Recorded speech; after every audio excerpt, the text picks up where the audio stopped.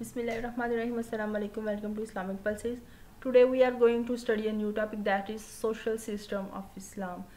In this topic, inshallah, we will discuss in social system of Islam in Quranic verses and hadith of Holy Prophet, peace be upon him. So let's start the lecture. First of all, we'll check the definition. What is a society? A group of persons living together is called society. Common desires or common interests which they work together. And Islamic social system is, the social system of Islam is, an Islamic society is the society whose members have iman in Islam, apply its laws in their life, and performing religious duties and abstaining from doing what is unlawful. Social system of Islam has some main points or some rights related to the people of who's moving in the society, that is rights of spouses, rights of children, rights of teacher, rights of minority, and right of neighbors. First of all, we'll study the rights of spouses, and in Urdu we'll say zawjain ke haqooq. According to Islam, the family is a small social unit that makes up the society. The happiness of each member depends on the happiness of the whole family. After marriage, men and women must consider all the members of the family, not only their individual selves. Quran expresses this nicely, and of his signs is that he has created for you from yourselves spouses that you may gain peace through them, and he has set among you love and compassion. Surely in this there are signs for thoughtful people. The statement he has created for you from yourself spouses indicates the intensity of the connection and relationship. In other words, regarding husband and wives, it states the women are a garment for you men, and you are a garment for them. Portrait of wives and husband as one another's clothing reflects their close connection and relationship, since clothes are the closest of thing to one's body and are greatly needed in order to protect one from heat and cold, to cover imperfections and quality and beauty. Husbands and wives are also such in respect with each other and must necessarily be so. Islam greatly favors the structure of family and decent relations between spouses, and thus it has designed specific rights and responsibilities for each. Rights and responsibilities may be summarized within two main categories, like common and exclusive. Rights of parents, walidain ke haqooq. Especially parental rights include right to physical custody, which means reasonable visitation with a child and regular contact. Right to legal custody, meaning the ability to make major decisions about the child's health, education, and religious upbringing. Supervision of a family, rearing and edifying children, providing financial support, honor, gentleness, and narrated Abu Bakr, the Prophet said thrice, "Should I inform you out the greatest of the great signs?" They said, "Yes, O Allah's apostle." He said, "To join others in worship with Allah and to be undutiful to one's parents." The Prophet then sat up after he had been reclining on a pillow and said, "And I warn you against giving a false witness." And he kept on saying that warning till we thought he would not stop. The parents are also mentioned in Quran, like "Wawasainal insana biwalidain husanan," and we have enjoined on a man to be good and dutiful to his parents. But if they strive to make you join with me in worship and anything as a partner of which you have no knowledge, then obey them not. Unto me is your return, and I shall tell you what you.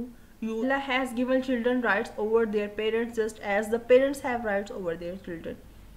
It was yes because they honored their father and children, just as the father has rights over you, so too your child has rights over you. Narrated by Abu Ala ibn Umar, and your child has rights over you. The child's rights over their children include some even before the child is born. For example, choosing a righteous wife to be a. Sallallahu Alaihi Wasallam said, a woman may be married for four reasons: her wealth, her lineage, her beauty, and her religious commitment. May marry the one who is religiously committed. May your hand be rubbed with dust. It is sunnah It is sunnah to shave the child's head on 7th day and to give the weight of the hair in silver in charity. It is mustahib for the father to do the akika as stated in the hadith quoted above. Every child is in pledge for his akika.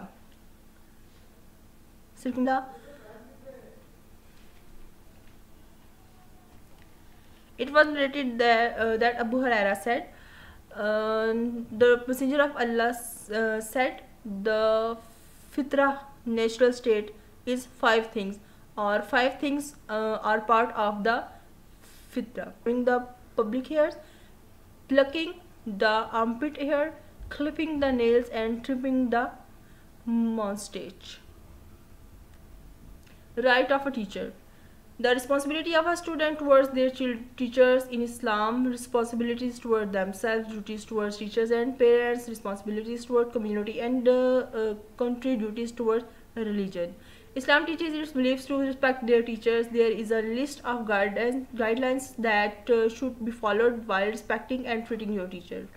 The most important person in your life, that is responsible for making everyone able to survive and make him or her capable of living the rest of his or her life in a better manner. The teacher is a profound father. The teacher is an inheritor of the prophets. It is mandatory to obey him, respect and venerate him. Stand up in respect of his entry in the class. Welcome him with salam first. Shake hand with both hands when or spread your legs toward him and hear him out painstakingly when he is talking. Be calm when he is talking. Continuous attempt to obey him. Address him quite tenderly. Don't turn your back towards him and don't contend with him. Don't make him furious and don't sit on his seat. The Imam used to say that I will be servant of the one who teaches me one statement until the finish of my existence. The norm of this life. It happens in difference in the norm of this life. It happens to everything in the creation and shape the general picture of our existence in this universe, which is replete with everything. Almighty Allah has highlighted this in the Quran and made it a proof for his power, and Allah says, and he is who causes gardens to grow, trellised and untrellised, and palm trees and groups of different food and olives and pomegranates, similar and dissimilar, eat of its fruit when it yields and give its due on the day of its harvest, and be not excessive. Indeed, he does not like those who commit excesses. This rule is also true for the issue of faith, as Islam recognizes the existence of different creeds and builds its relationship with them and a basis of coexistence and respect. Allah Almighty says, and had your Lord willed, those on earth would have believed of all them entirely. Then would you compel the people in order that they become believers?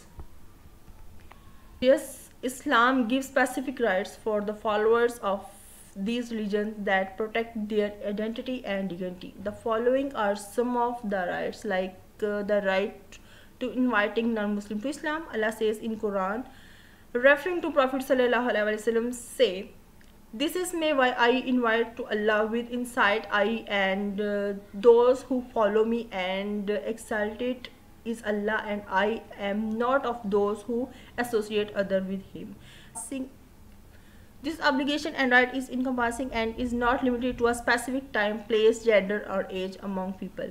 The Muslims obligated to show the true teaching of Islam in word and action and His wisdom and kindness to those who don't believe in. And Allah Ta'ala says, invite to the way of your Lord with wisdom and good instruction, and argue with them in a way. Indeed, your Lord is most knowing of what strayed from His way, and He is most knowing of is guided. Neighbors are Quran. Allah Ta'ala says in Quran, and neighbors are also having some rights. We can say in Urdu, पड़ोसियों के हकूक. Allah Ta'ala says in Quran, and be good to the neighbor who is your relative, and to be neighbor who is not a relative.